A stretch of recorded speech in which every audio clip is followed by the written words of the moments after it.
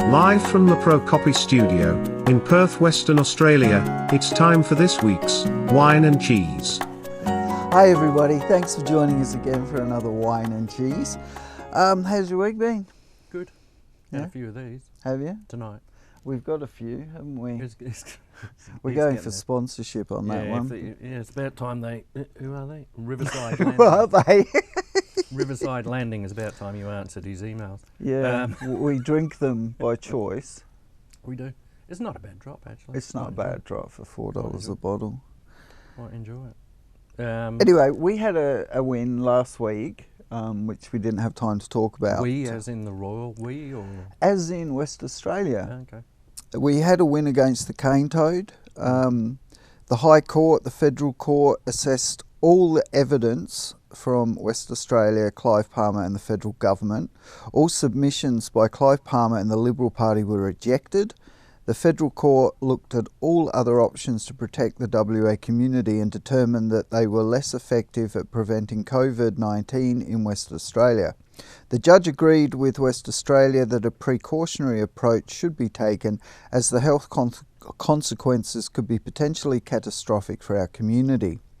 Even though West Australia was up against Clive Palmer and the Liberal Party, our approach has been endorsed by the Federal Court.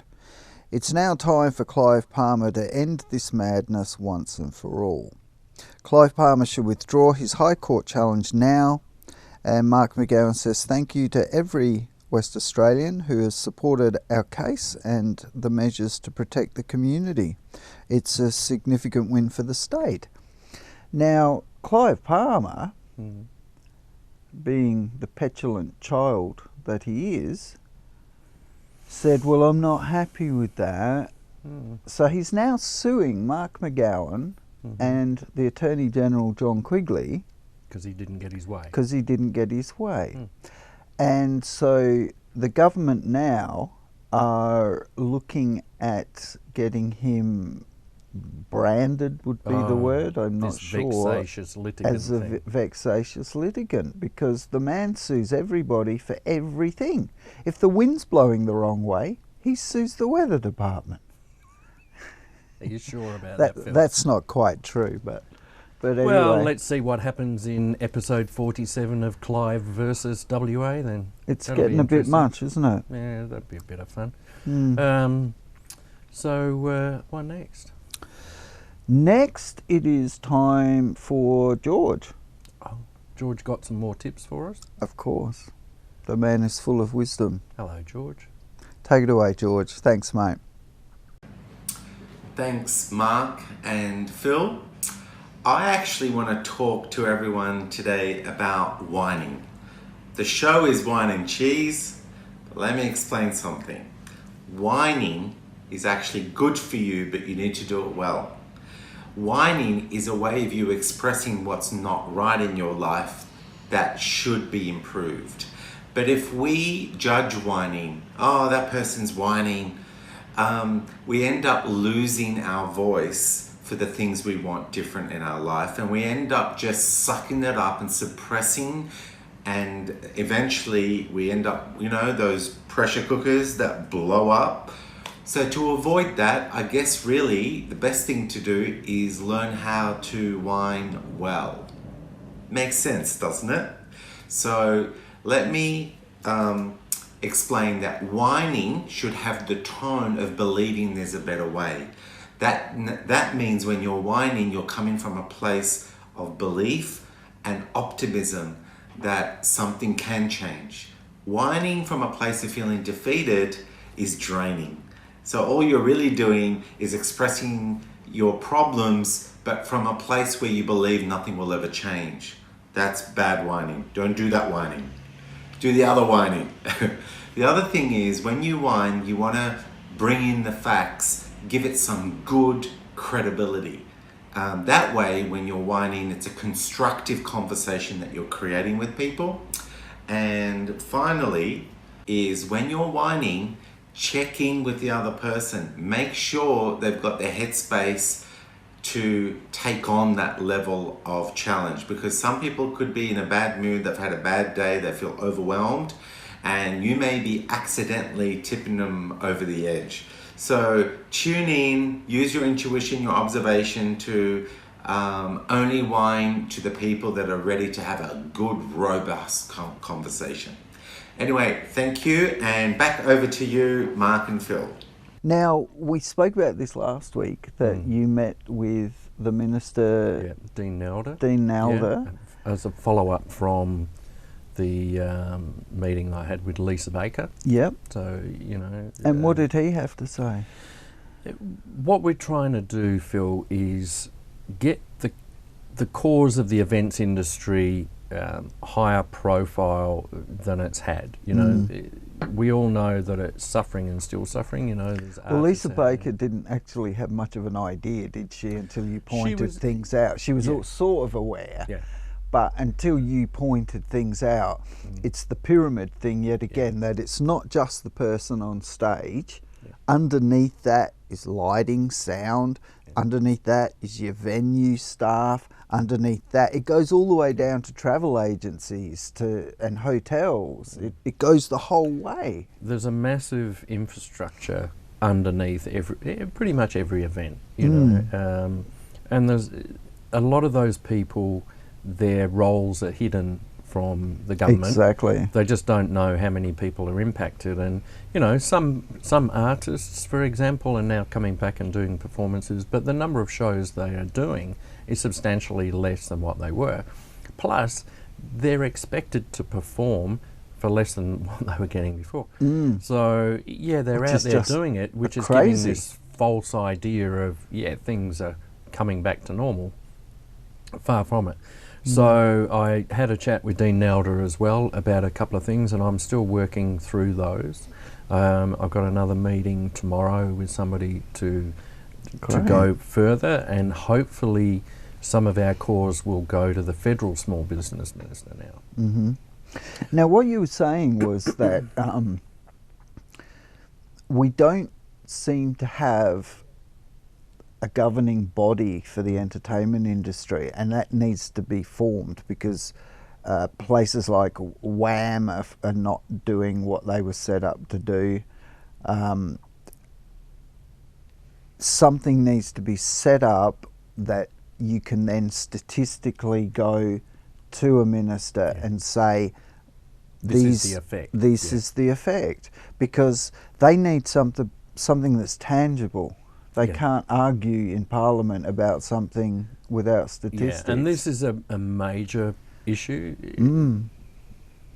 The entertainment industry, the events industry, has always, by its nature, been very fragmented.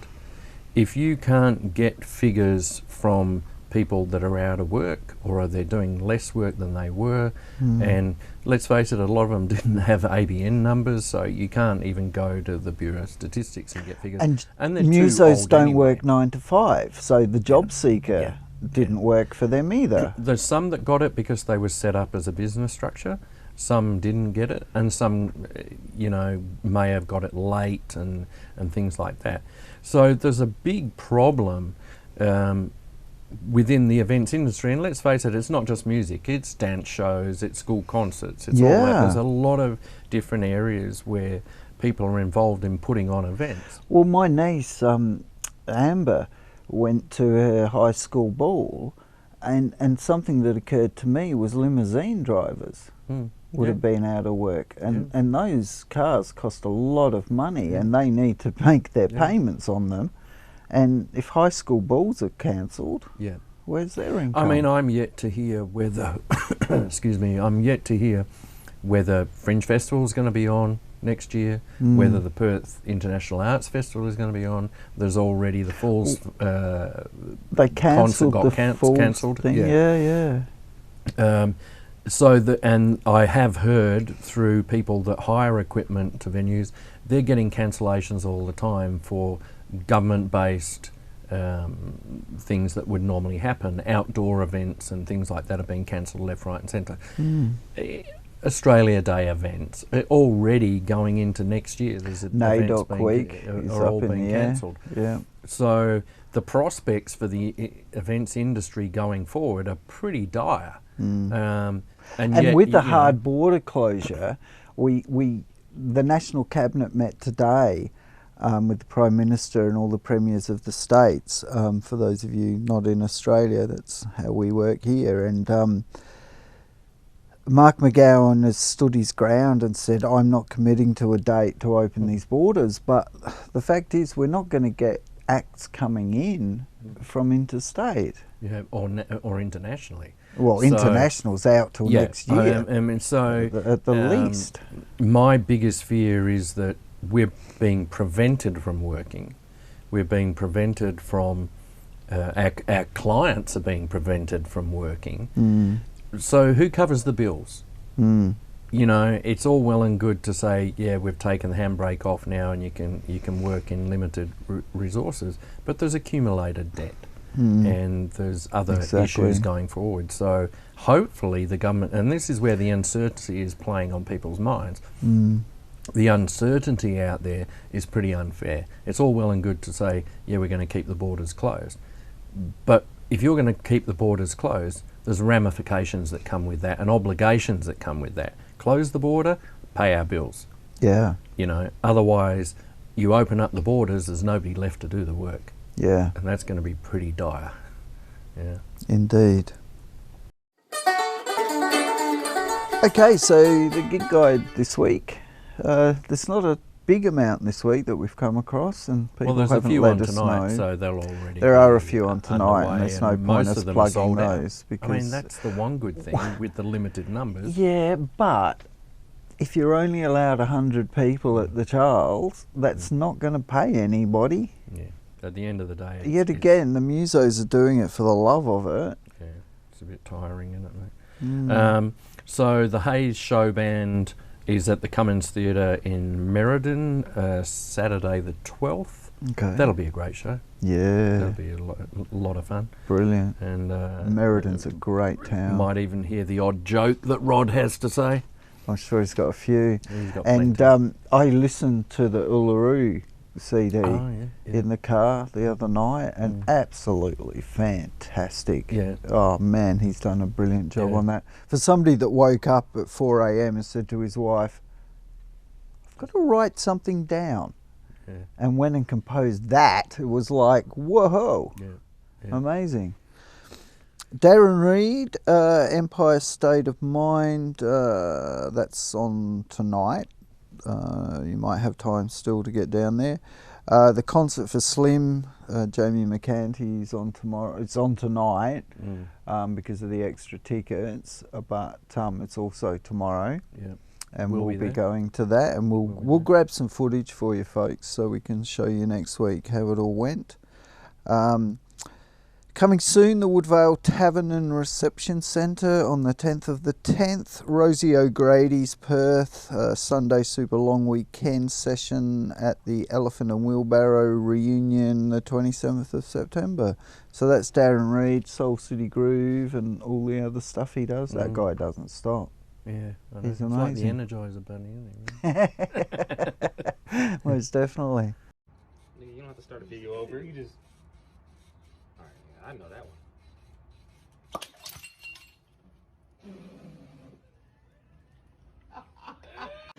Joining this week is Mr. Brenton Fosdike. You'll have seen him around town. He's a man about town.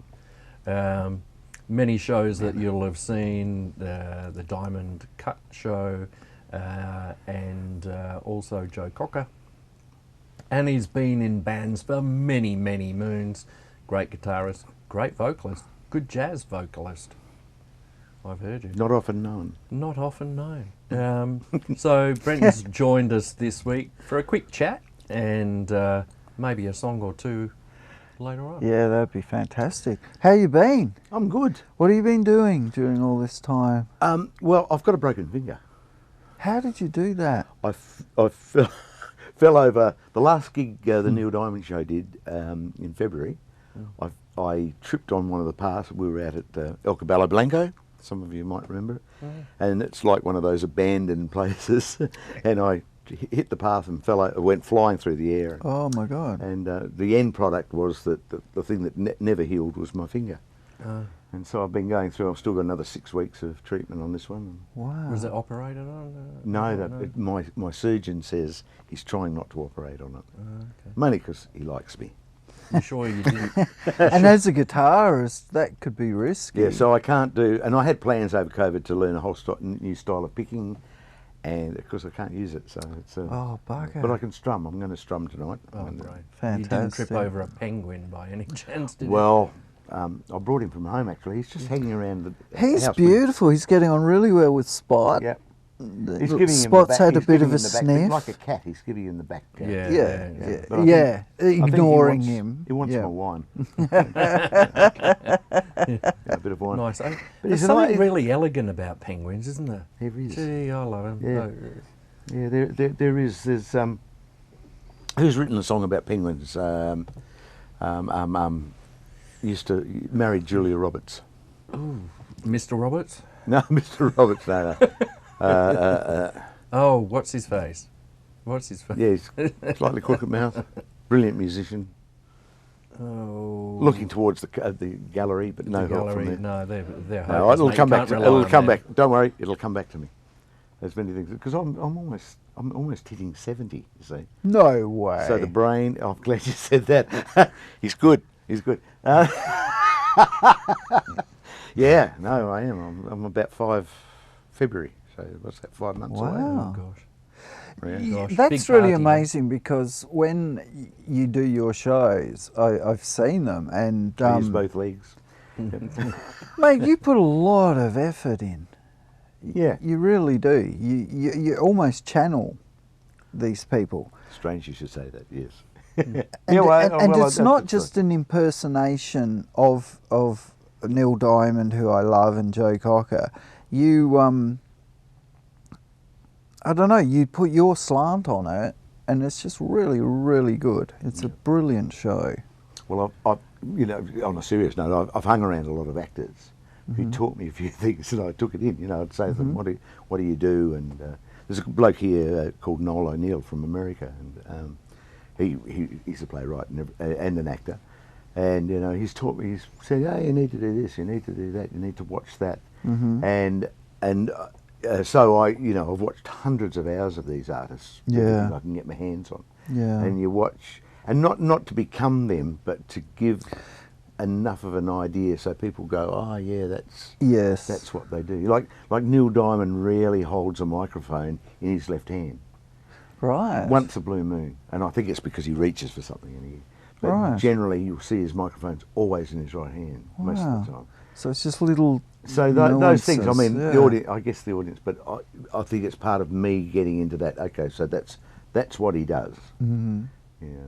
How long does it take you to prepare to get into character before you go on stage? Because some actors take hours. Yeah. Oh, for Some me, can walk onto a stage and do it straight away. Yeah. How long do you take? 20 minutes. Right, because Yeah. you've done it for And so and long. because you have to. There's Yeah. no, most places don't have a real green room. You know, you've got that. People come in and go, are you meant to be in here? So, you sort of go, oh, I've had that in my theatre days with a few famous people that have walked in and gone, "And who are you?" Yeah, right. It's like, "I'm the lighting guy." "Who the fuck are you?" Yeah, right, yeah. I mean, "Oh, sorry, Marsha Hines." Yeah. Oh, Marsha. There's a story there, but I can't tell it. I got a good one with her. Yeah. I was Martin Shaw Yes. from The Professionals, as we know him, Judge Roy Dredd or whatever that show was. He's done hundreds of shit, including Coronation Street. Yeah. But I was 18 in 1987, and I was Martin Shaw's personal assistant when he came to Adelaide to do a show. He played Elvis, the last 2 days of Elvis's life. And Marsha was in the show. And her and I just hit it off, And so Martin didn't like crowds and the general public, and so the producers of the show had does? to had to hire nightclubs for us to go to, you know. And Marsha one night comes up to me at the Foot Club in Hindley Street and says, "Come and dance with me, Phil." I was like, "Fuck, all right." I danced with the Queen of Australian Pop for 4 hours. Was my girlfriend pissed off? It was like, "Sorry, darling, I'm going with Marsha." But I found her a really, really lovely lady. Yeah. She's really genuine. I had we were on the same bill a couple of times, and she liked the coat I was wearing. I had this light blue suede sort of battle jacket type thing that had all Indian beads all over it, you know, that sort of thing. And she went, "Like your coat, honey." That was me and Marsha. Yeah, that's the story. So, at the moment, everybody's been going through all of this COVID thing, and you know, through one way or gigs another, are few and far between. Yeah, it's really kind of pared back a bit. Have you plans for the shows that you're doing? Are you going to revamp stuff? Are you writing a new take on what you're doing? Sure. Yeah. So I've had it gives you space. It gives you brain space rather than getting ready for the next gig, which is, you know, so that's sort of valuable. And I've sort of thought about, because being a professional, you know, I've been in the industry 51, almost 52 years now. Wow. You know, we're making it my living, and so you tend to become a musical prostitute, you know, to make a living, to bring up a family. So somebody says play Eagle Rock, and you play Eagle Rock, you know, and you churn out and occasionally you do William an original Shatner says that. He says, "I'm a working actor. I had kids to feed, so yes, I know I did some shit roles." Yeah, exactly. Yeah, and it's okay, you know. It's like, and people say to me, "I bet you get sick of doing the push bike song, you know, from the mixtures days." And I go, "Well, you know, like it wasn't my song, but I joined the band." And it provided me with, you know, almost 9 years of a living. Yeah, security. And every time I play it, I go, great, you know, like, and I'm very thankful to the guys who wrote it. And do you still get royalties? Yeah. Well, they get the writers get the really get the royalties. Right. But these days, I don't know the royalty things. It's all you gone. know, I've noticed my few songs that I've written get the royalties thing has sort of dropped off. Yeah. You can't. And even though they say, oh, you know, I know the younger guys go, "Isn't it great? I had 1,000 hits or 1,000,000 hits or something." Their percentage from those hits really $12 a year. $12 a year. I mean, it's just ridiculous. Where you could make a living. Yeah, Steve Winwood was a great example, wasn't it? On Spotify, was it that? Yeah, I think it was Spotify, it earned Spotify 25 million streams he got, and ended up with a check for $1,700. Yeah, it's. If he'd sold 25 million LPs or CDs or whatever, if he only made $1 a piece, there's 25 million. Yeah. The whole maths around the industry now has just plummeted. And it is. Where's the security going forward? It's tragic when you see so many good kids coming out of places like Whopper, Ab Music, all of these places that you've got people studying and excellent quality musicians, and you look at them and you think, how are you going to make a living going forward? Yeah. You know, they can't all be teachers.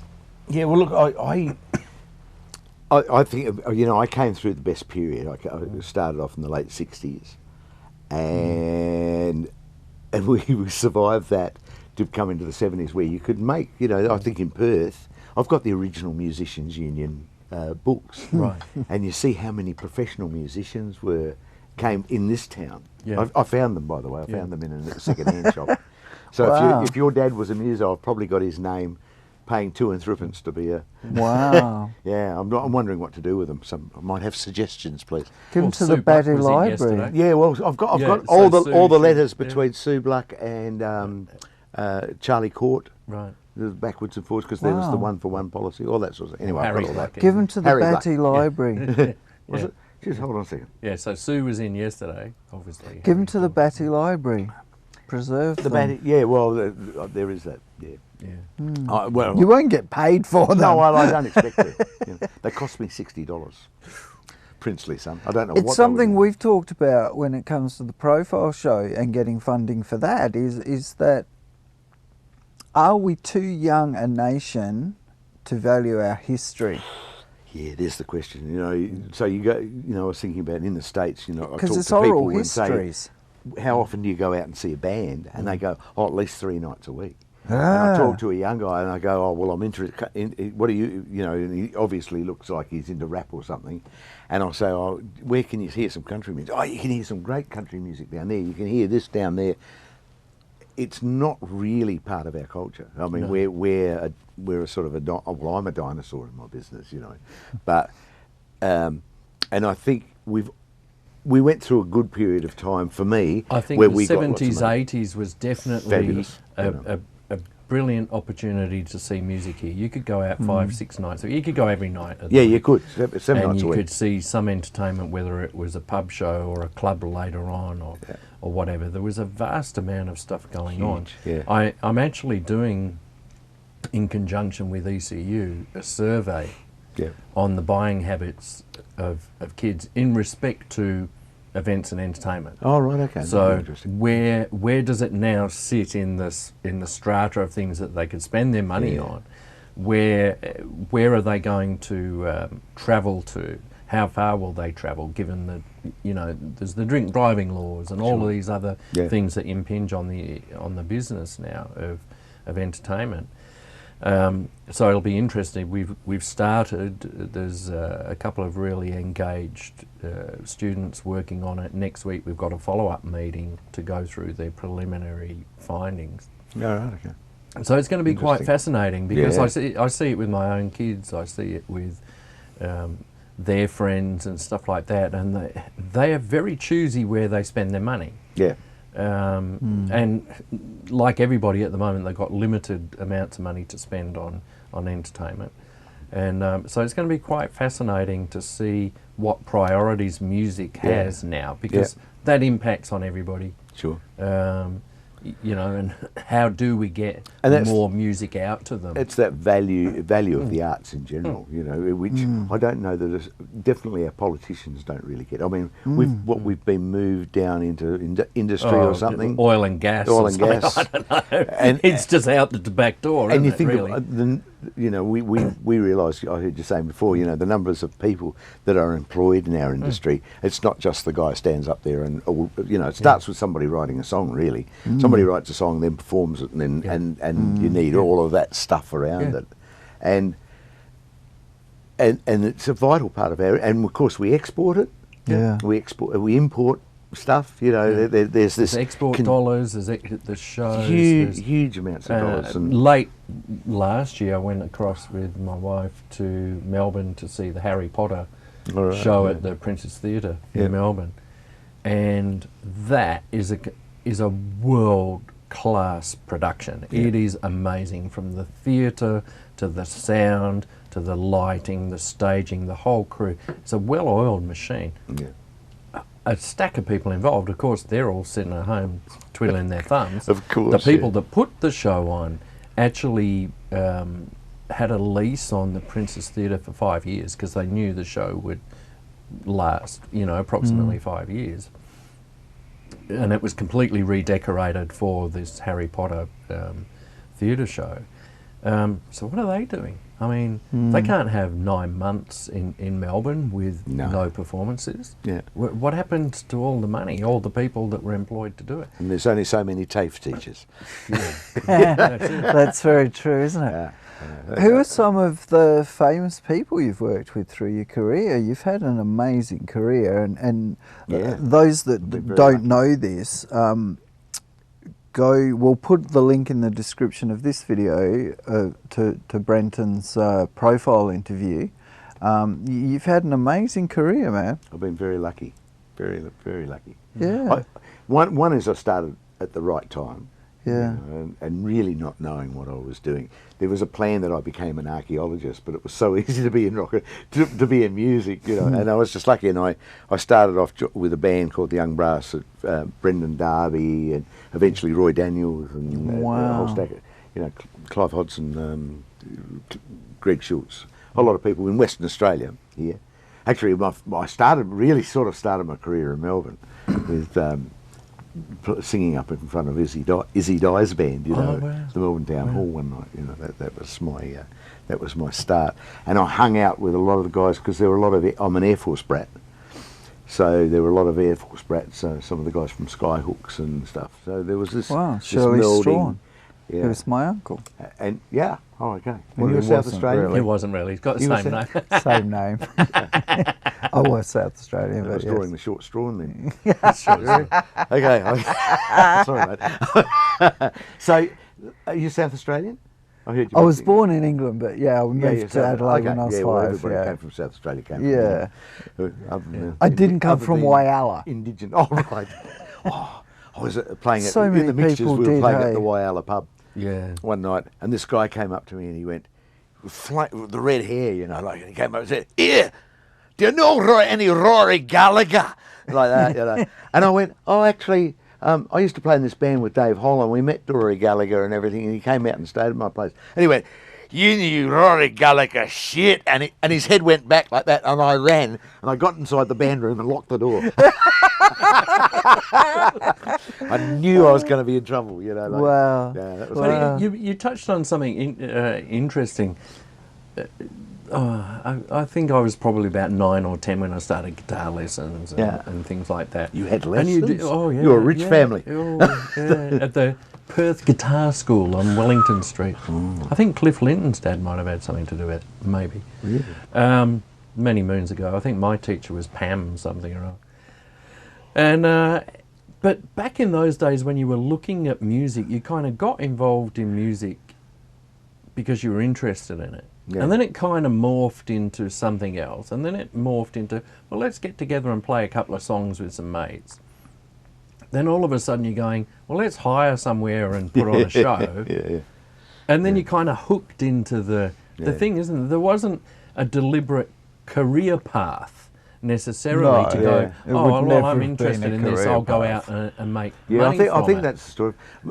For me, I had people like my granddad had played the bones, you know, which is the spoons really, but which I've got I've got my granddad's bones, wow. which you know, check it. The bones and they had the boater hat friend of and mine the, and used to the play stripe them. thing, which I've got also. This is from the 18, Yeah, a friend of mine plays the spoons. Yeah, and so he'd played professionally for a short while before he came to Australia, and on my mum's side there was my auntie and uncle. They owned 3 ballrooms in Adelaide and had 3 big bands there. And my auntie was the first lady to play 5KA. They started in a lounge room, and Wow. and she was what they called the chef lady. People would ring up and say, "Could you play Daisy Dotes and Mosey Dotes?" And she'd go, "Daisy Dotes and Mosey Dotes," and she'd play. But they all dressed up in the lounge room. Yes. Give it the feel, and that's how Yes. 5KA, the first radio station in Adelaide, started. And so we'd go around. But Graham Kennedy and Bert Newton were wearing tuxedos of doing course. radio. Yeah, of course, radio. Yeah, my mum. was Because big. it puts you in that mindset. So, Graham Kennedy, when you see, if you look, occasionally you see this woman sitting there with a little boy in the audience. Me. Really? Yeah. My mum Wow. used to take me 3 nights a week to see Graham Kennedy. At Wow. least 3 nights a week. And when I got to meet Graham, I said to Graham, "Do you remember a red-headed lady sitting with a little boy?" He went, "Yeah, I wonder what happened to that kid. He's probably screwed up." And I went, "Well, what's me, you know?" And of course he went, "Oh, yeah, right." But yeah, so I was Wow. brought up on that show business sort of thing. Yeah. And I expected to be on stage. Even though I was going to be an You knew archaeologist, that's I where you were expected- going. Yeah. So I used to play at being on stage. So you went from rocks to rock and roll. I went from rock to rock and roll, yeah.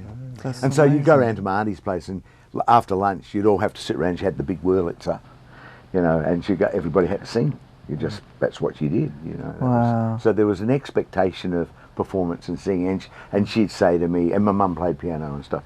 So there was this expectation. She'd go, "Oh, when you go on stage, you know, you leave everything else behind. You walk on stage and da-da-da, you know.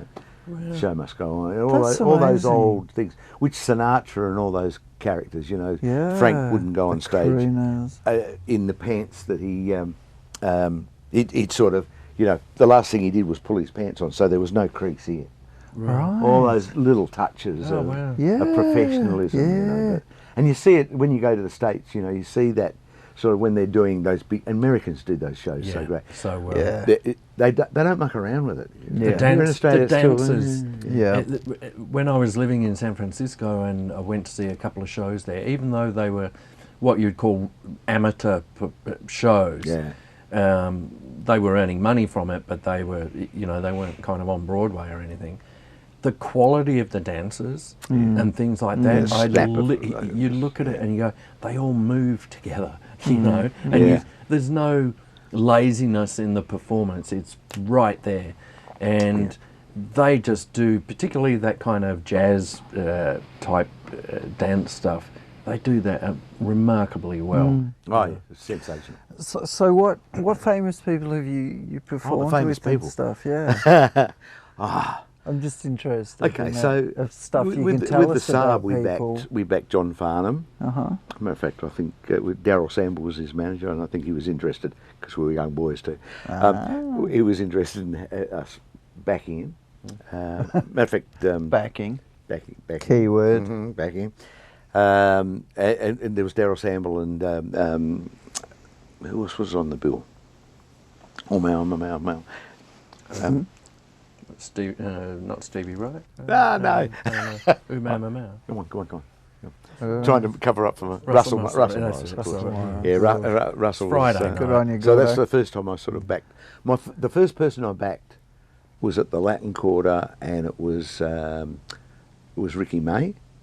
He was a great He was guy. sensational. Lovely guy. And he must have looked at us guys. Rick Whittle's about 14 or 15, and he must have looked at us and gone, "Oh, kids! They've given me kids to back me, you know." Yeah. And he guided us through. He was fantastic. He guided us through the show. Fantastic. He had brilliant timing, didn't he? Oh, Ricky was sensational. Like so many of those people, like a Frank Sinatra or a Dean Martin or a Sammy Davis. You just Well, look at Dave what they Brubeck do. actually said he was the greatest singer, jazz singer in the world at the time. Really? Yeah, actually. said that. Wow. He Ricky- was so Ricky- natural, He had, wasn't he had perfect pitch. Yeah, I remember as a Work kid with me, watching boys, him work on with the Mike Walsh show and things like Yeah, that, and yeah. he was always just perfect. As a TV producer, you could bank on him for being perfect every I have time. Ricky May film footage from the only club gig that was Wow. ever filmed at, which was found by John Pochet in a You got to bring it in so we can convert it and put it up. yeah. One day. That'd be good. It's going to take him months to get through the house with everything that he's collected. A bit of a Yeah. collector. You wait till you come along. Mate, we got to bring some cameras to your house and just go through your stuff. I think it's Brenton's place and Peter Harry's. Oh yeah, Yeah. I'm nowhere near Peter Harris. Did no, you didn't go to Peter's 85th the other week? Peter's, yeah. Yeah. Did he bring his coffin out? I'm No, not no, sure. I've tried that out. Have you? Oh yeah. That's spooky. No, it's all right. Yeah. The Buddhists say, practice dying and then you can live. Oh, That's a good point. Yeah. That is a good point. they So- practice every day. Well, look, So a little known thing about me, I used to work as a marriage guidance counsellor, and I was a marriage guidance counsellor. I heard that, and I thought about it, and I thought, Imagine having Brenton? me. Yeah. No. Yeah, me. Yeah. You'd have Good too way of many getting paid while laughs. you worked yourself out. That's good. Yeah. And what was I going to tell you about that? I can't remember. Oh, come on. You were So a that marriage blank- guidance counsellor. I was. and- Yeah. And I can't remember. Okay. That's all right. No. It's the penguin. He sucks my brain. Stop it. It's the way they look at you. Spot does the same. Yeah. He hangs outside the back door and he just looks at us. And, can I come in? And you Yeah. go, no, stay out there. You're Cat used to hates the him, cold. Cat hates him. Hates him. I can imagine the cat. The cat would be very. Yeah. Yeah. Yeah, Cats doesn't- are like doesn't- that, doesn't aren't like they? him. Yeah. Anyway, Mate, thanks for coming in. my pleasure. And you're going to do a couple of songs for us. I'm going to do a couple. We're just going to cross to the Jordan report for this week, and Jason's a bit sick this week. He went to Dunsborough and ate something a bit dodgy. Probably a done. So, so he's given us a video that we're going to just play a little bit of, but next week he's going to come in to the studio and talk to us about medical marijuana. That'll be an exciting episode, actually. He's got a lot to say. Very well researched is Jason, in case you haven't Man, he's seen an any expert. of his He's things a on total Facebook and expert. stuff like that. Yeah. He's very passionate about this cause, and Yeah. he's been helping a lot of people, and hopefully going forward it'll help a lot more people. Yeah, and I've got to tell you that I've invested in it. No, I have. Well, I have. Actually, I have. I'm just shares hoping in he a brings couple some of American samples. companies. Yeah, I think it's. Yeah, definitely. It. very good. I look at for inflammation, for cancer, for anorexia, for MS, for Parkinson's. It's like this country really needs to grow up. Colorado was the first American state to legalize it about 5 years ago, and from the sale of it, they put $90 million into hospitals and schools. There you go. It's like, why is this herb classed as an A1 drug? Yeah. And that goes all back to the history of the Rockefellers and Absolutely, JP yeah. Morgan and all of that, buying the Well- cotton mills as opposed to the hemp mills and all of that shit, and we'll get to the bottom of We've it. been giving it to the mother-in-law, and her disposition has changed for the better. I tell you. She's a lot more chill. Oh, she's wonderful now.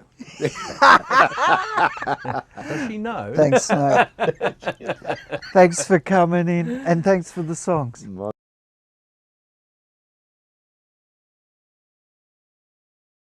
Hello. I'm not going to use a microphone. I assume you can hear me up the back? What? Well done. Screen's black at the moment. It's because I just want to make a disclaimer before I start. The people you've heard so far tonight, and what you will continue to hear, are professionals. I'm not. I'm an unprofessional. I'm a patient. I'm a patient advocate. I was the first prescribed patient for medical cannabis for multiple sclerosis in Western Australia.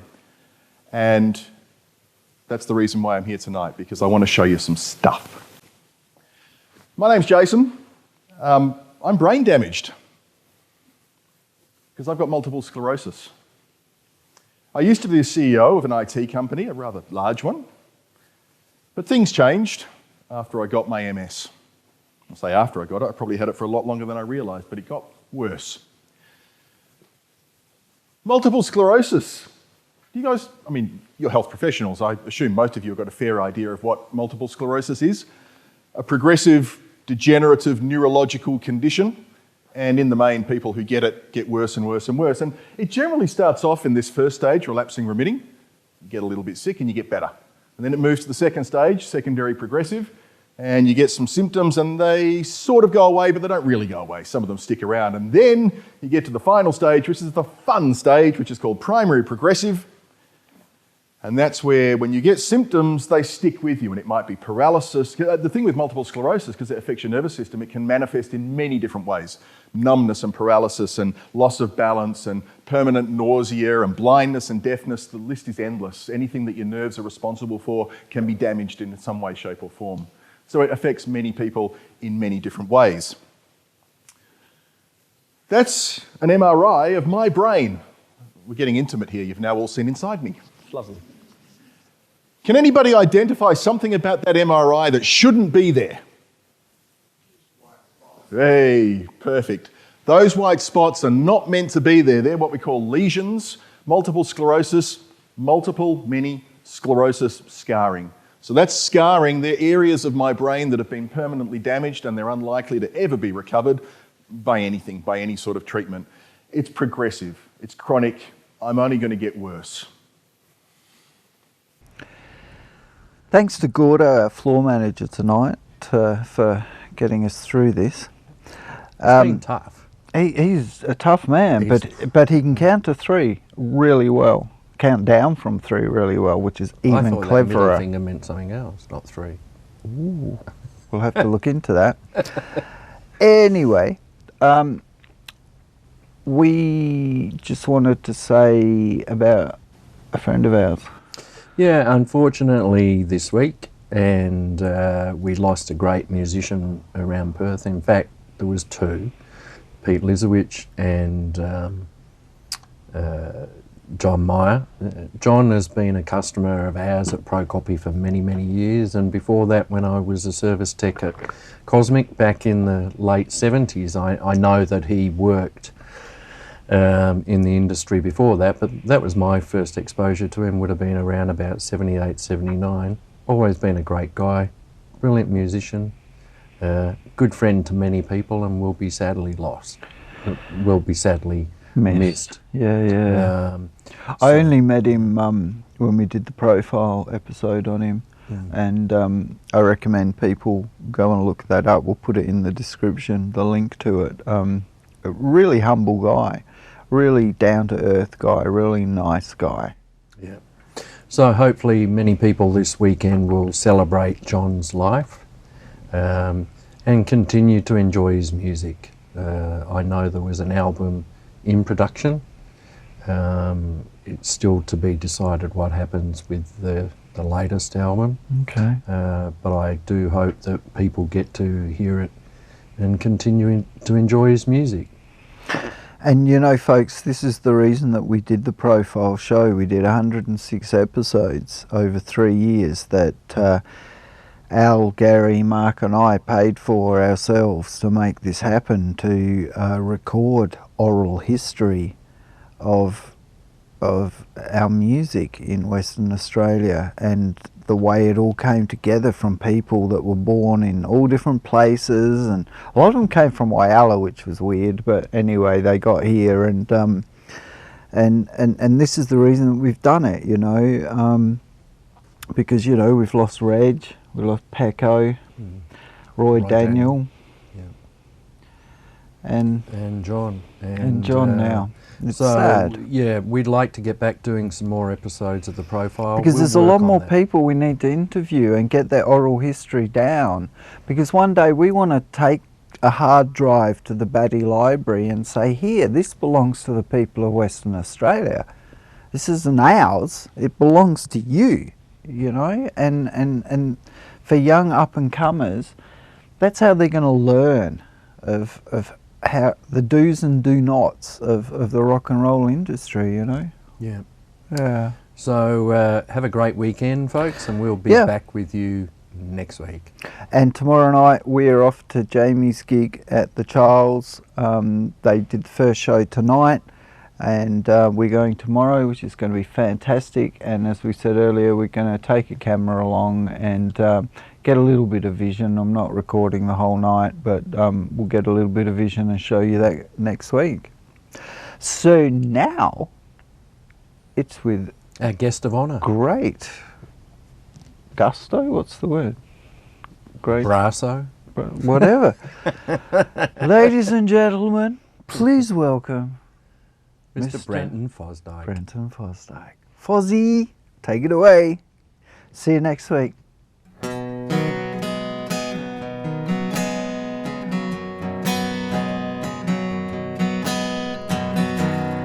There you go, baby, here I am. You left me here to sit, you cry again. Well, golly gee, baby, what you done to me, and I guess it don't matter anymore.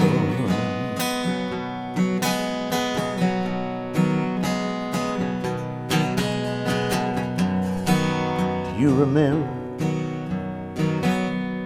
last September when held me tight each and every night? Well, golly gee, baby, what you done to me? Well, I guess it don't matter anymore. There's no use in me just crying. I've done everything and now I'm sick of trying. Throw away my nights, I've wasted all my days over you.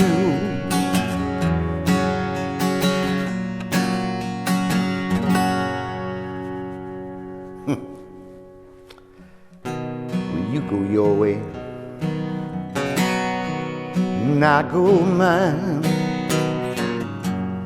now and forever till the end of time. We'll find somebody new, yeah. We'll say we're through, and then guess it don't matter anymore. Guess it don't matter anymore. Guess it don't matter.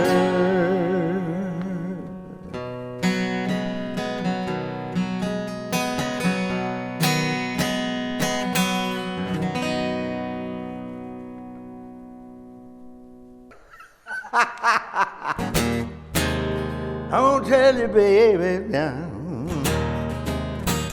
Gonna tell you what I wanna do. Yeah, I'm gonna tell you right now. Yeah. Gotta get in the mood a bit.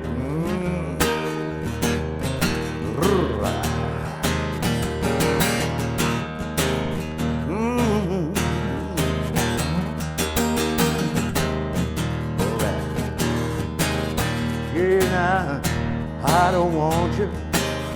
Don't wanna stay here, don't wanna spend another day here. Whoa, I just can't split, I wanna quit. You really gotta hold on me.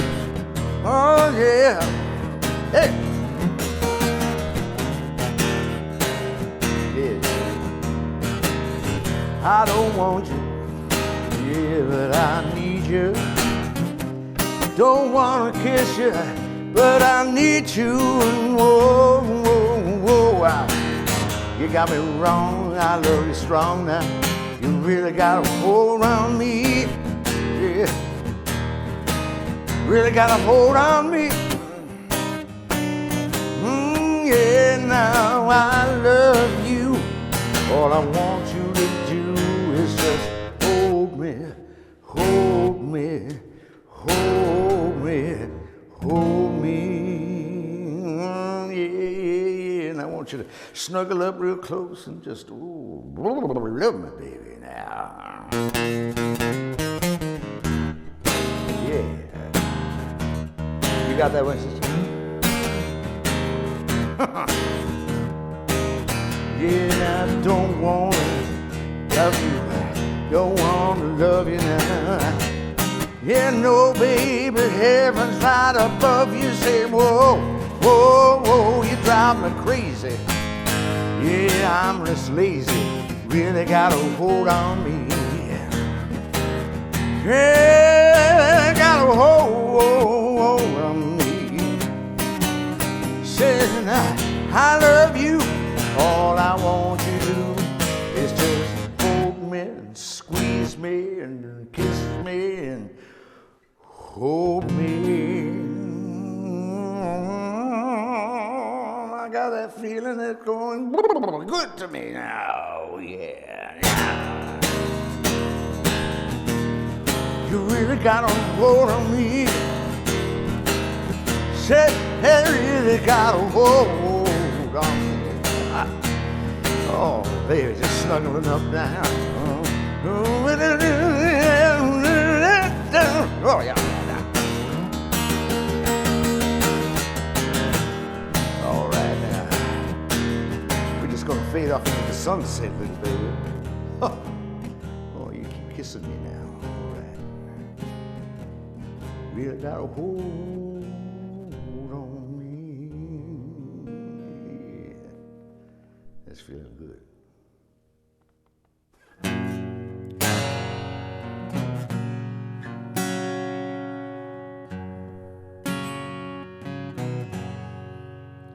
And when the night has come, yeah, see the land is dark. Or moon, oh, only light will see. No, I won't be afraid.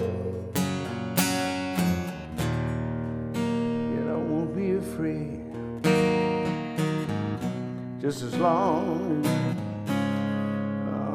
as you stand by me. Darling, stand by me. Just stand by me. Please won't you stand by me? And whenever I'm in trouble, won't you stand by me? Please won't you stand by me?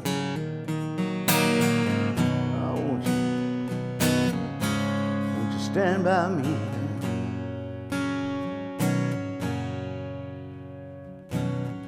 When that sky you look upon she tumble and fall, or the mountain crumble to the sea. And no, I won't be afraid. No, I just won't be afraid. Long as you stand by me. Darling, won't you stand by me? Won't you stand by me? Yeah, stand by me. Yeah, won't you stand by me? Whenever I'm in trouble, won't you stand by me? And won't you stand by me? Stand by me, stand by me. Yeah, whenever I'm in trouble, won't you stand by me? Oh Lord, stand by me. Please won't you stand by me? Won't you stand by me? Please won't you now, won't you? And won't you stand by? Won't you stand by me?